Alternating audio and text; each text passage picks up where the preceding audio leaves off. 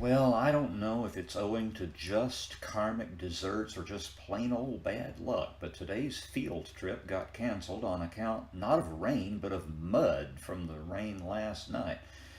And what really hurts is that this is by far the most beautiful day we've seen here in central Oklahoma in months.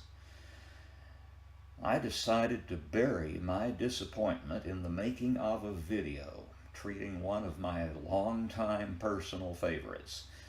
This is a quartet for oboe and strings by Amadeus Mozart, written by the 25-year-old composer for his friend Friedrich Ramm. The solo wind instrument more or less takes the role of the first violin in a string quartet, an arrangement pressed into service by a good many composers around that time and on into the 19th century.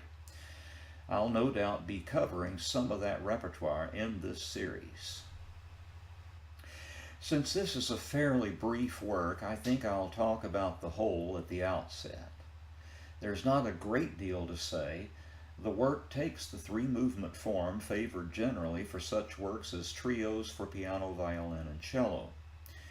You might think of such works as formal analogues to the concerto, which for most composers of the time was a three-movement cycle of fast, slow, and fast movements. In the present work, the outer movements are set in the quartet's primary key, and the slow middle movement is in the relative minor. Principles of sonata form govern the unfolding of the first movement, with the composer calling for repeats of both large sections. In this recording, only the exposition repeat is observed. The slow movement is in sonatina form, that is, sonata form without a development section. And the recapitulation is abbreviated considerably, even taking into account a brief cadenza passage, which Mozart added as an afterthought, to judge from the manuscript evidence. The final movement is a high-spirited sonata rondo, its formal plan exhibiting features of both. I have accordingly identified the sections from both points of view. One of the most remarkable things about the finale is its development section, during which the oboist goes off into squared-off cut time, while the other musicians continue in lilting 6/8. An expanded second theme during the recap, an internal repeat with just a hint of a solo cadenza, adds a dollop of humor. Of some musicological interest is the fact that the four high Fs in the flanking movements were the first ever written for the oboe, or at least the first extant examples we have. In this recording, Heinz Holliger joins other members of the Swiss chamber players.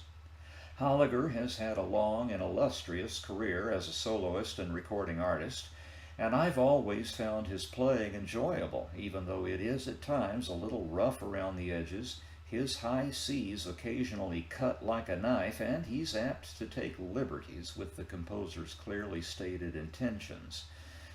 That criticism notwithstanding, he certainly handles that wave-like skein of fast D minor 16th notes more seamlessly than I ever did, and the way he pulls out of that passage via that tall, arching arpeggio and some jocular grace note figures is far finer than the performances of it I delivered. You can see a video of this fine performance by following the link below. I hope you enjoy this beautiful gift to oboists everywhere by the most talented composer who ever lived.